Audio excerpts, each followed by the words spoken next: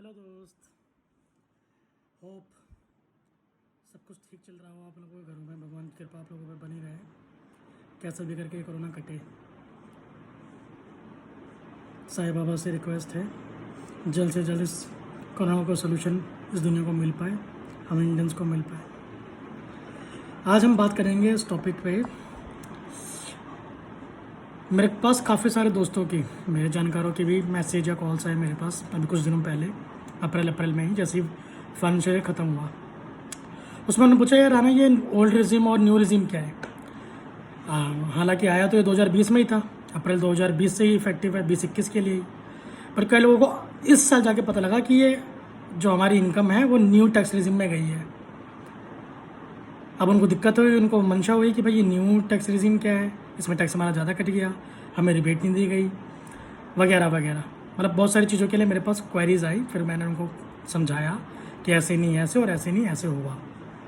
देखिए, आपके पास initial level पे चूज़ करने का ऑप्शन दिया है गवर्नमेंट ने कि आप अपने डिपार्टमेंट को, अपने अकाउंट्स डिपार्टमेंट को बता पाएँ कि आप कौन से टैक्स रिजीम चूज़ करना चाहते हैं। आप ओल्ड में जाना चाहते हैं या न्यू में जाना चाहते हैं। Basically new regime tax regime लाने का रीज़न क्या था। कई सारे लोगों की कंप्लेन थी कि जो 10 लाख रुपए की सैलरी है, 11 लाख रुपए की सैलरी वाली है, उनके पास अगर कोई टैक्स सेविंग प्लान नहीं है तो उन पर अननेसेसरीली बहुत ज़्यादा टैक्स लिया जा रहा है। तो गवर्नमेंट को ये हमें जो लिमिट है वो बढ़ानी चाहिए। तो गवर्नमेंट ने इसको एक तरह से देखा जाए इनडायरेक्टली उन लोगों के लिए जिनके पास कोई टैक्स सेविंग स्कीम्स नहीं होती हैं, उनके लिए 10 लाख रुपए की लिमिट को 15 लाख रुपए तक बढ़ाया है।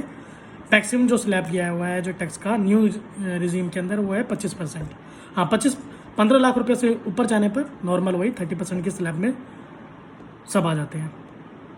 अब बात आती है कि टैक्स जो लगता है वो न्यू में कितना लगता है और ओल्ड में कितना लगता है।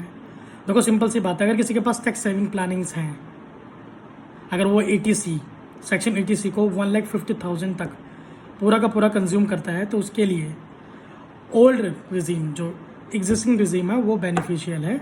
अगर वो 1.5 लाख रुपए तक की पूरी 80C की जो विंडो है उसे यूज़ कर लेता है, अगर वो उसको कम यूटिलाइज कर पाता है और उसकी इनकम 10 लाख रुपए तक है तो उसके लिए न्यू हम प्रेफर करेंगे, उसके लिए न्यू टैक्स रिजीम बेनिफिशियल होगी। चलिए आइए हम समझते इसको मैं कैसे कहना चाहता हूँ। मान लीजिए आपकी इनकम 10 लाख रुपए है, हाँ, और आप उसमें ओल्ड स्कीम में जाते हैं तो पहला तो उसमें आपके 50,000 रुपये जो स्टैंडर्ड डिडक्शन है वो लेस कर दीजिए। 1.5 लाख रुपए की आपकी 80C के अंदर जो रिबेट आती है वो लेस कर दीजिए। आपका कोई मेडिक्लेम 8-10 हज़ार रुपये का वो भी लेस कर दीजिए। तो आपका जो टैक्स बन के आता है, मैं मोटा मोटा कर लेके चलूँ, 50,000 रुपये की स्टैंडर्ड डिविएशन और 1.5 लाख रुपये की 80C, तो 2 लाख रुपये लेस करने के बाद आपका जो टैक्स बनता है वो 72,500 रुपये के आसपास का टैक्स बनता है। और सेम चीज़ अगर मैं न्यू में जाता हूँ जिसके पास कोई भी टैक्स सेविंग नहीं है तो उसके ऊपर ये टैक्स बन के आता है 75,000 रुपये। तो मोटा मोटा देखा है 3,000 रुपये का टैक्स ओल्ड वाली स्कीम वाले बंदे बचा ले जाते हैं। बट अगर किसी को अपना फंड लॉन्ग टर्म स्कीम्स में नहीं फंसाना है तो उसके लिए न्यू रिजीम बहुत बेनिफिशियल है। जैसे कि अगर वो चाहता है कि मेरी जो इनकम है वो 5 साल से ऊपर की कोई भी पॉलिसीज़ के अंदर ना फंसे, जैसे मान लो इंश्योरेंस पॉलिसी करता है तो मिनिमम 5 ईयर्स का पीरियड होता है। वो अपनी FD के अंदर पैसा नहीं फंसाना चाहता है, वो अपना मेडिक्लेम के अंदर पैसा नहीं फंसाना, कंपनी की तरफ से उसको फैसिलिटी मिलती है, वो उसके अंदर वो अपना पैसा नहीं फंसाना चाहता है, NSC के अंदर नहीं फंसाना चाहता है, NPS के अंदर अपना पैसा नहीं लगाना चाहता है। वो अपने पैसे को कहीं पे भी यूजली मतलब अपने हाथ में लिक्विडिटी ज़्यादा करना चाहता है, उसको फ्रीली कहीं पे भी यूज़ करना चाहता है। तो सिंपल है, वो कुछ ना सोचे, अपने न्यू रिजीम में जाए और अपना टैक्स जो भी उसका बनता 10 लाख रुपए तक का 75,000 रुपये टैक्स जमा करवाए और फ्री हो जाए।